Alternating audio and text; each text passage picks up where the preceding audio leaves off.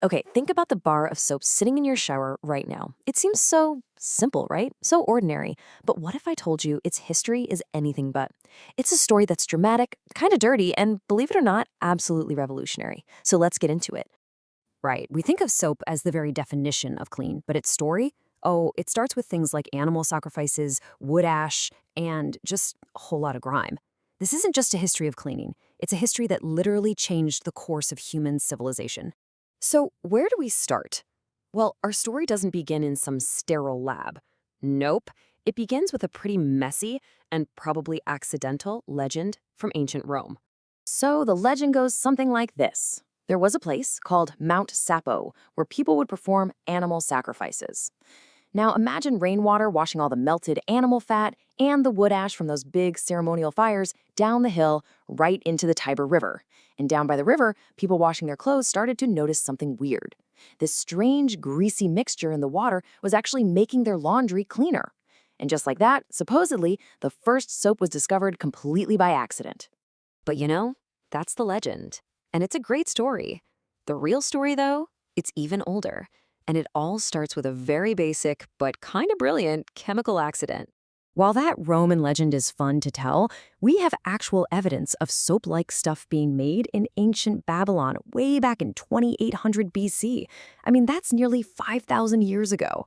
The Egyptians, the Phoenicians, they all had their own early versions too. So what was it that these ancient people were stumbling upon? It's a chemical reaction with a fancy name, saponification. But really, it's a super simple but powerful process. You just combine a fat, like animal tallow, with an alkali, like the stuff in wood ash, and boom, you get soap. It's the foundational chemistry that, in a way, we still use today.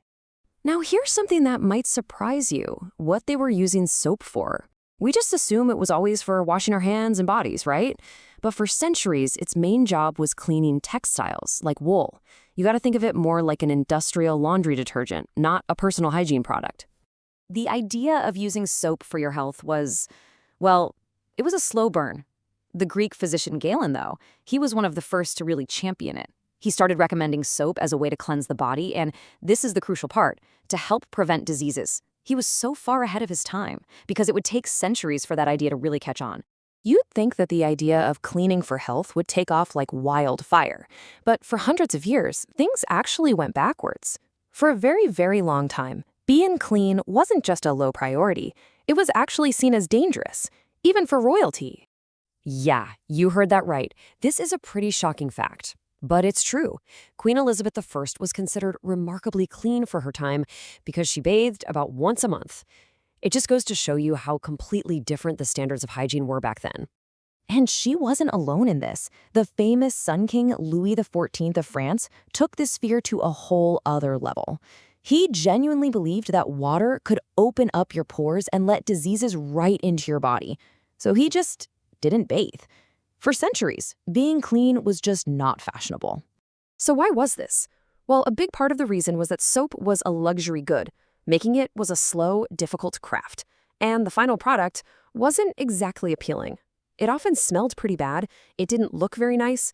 Sure, there were high-quality, fragrant soaps being made in places like Marseille and Castile using olive oil, but they were incredibly expensive.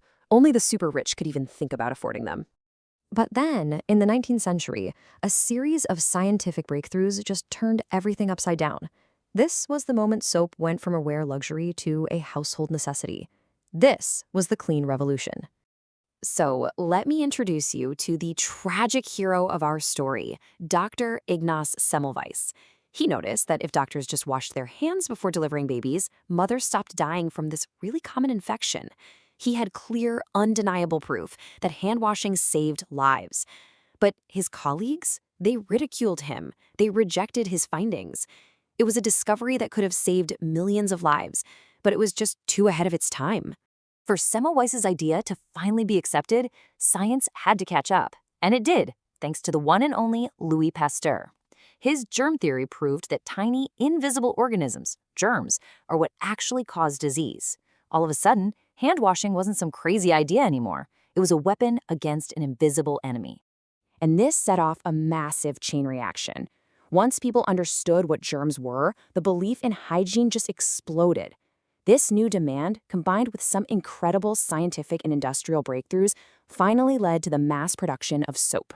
So a few key innovations made all of this possible. This guy, Nicolas Leblanc, found a way to make alkali from common salt, which was way cheaper and meant you didn't have to burn down entire forests for wood ash. Then Eugene Chevreul figured out the exact chemistry of saponification, and he discovered glycerin in the process. And finally, you have steam power, which let factories just churn out massive quantities of cheap, high-quality soap for absolutely everyone. And all of that brings us right here to the present day. That humble bar of soap has been completely transformed from its ancient, greasy origins. If you look inside a modern bar of soap, the recipe has totally changed. That animal fat, mostly gone. It's been replaced by vegetable oils like coconut and olive oil. The wood ash has been swapped for manufactured alkalis. And now, of course, we add things like glycerin to moisturize your skin, plus all kinds of fragrances and colors. And you know what? The story is still evolving.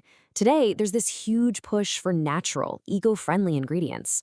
You see artisanal, handmade soap making a huge comeback, and consumers are demanding things like sustainable packaging. In a way, we're kind of returning to the original craft, but this time with all our modern knowledge and values. So, from a messy legend to a life-saving tool of public health, the story of soap really shows how a simple invention can completely alter human history. And it makes you wonder, doesn't it? What seemingly mundane thing in our lives right now holds the power to change the world tomorrow? Thanks for watching.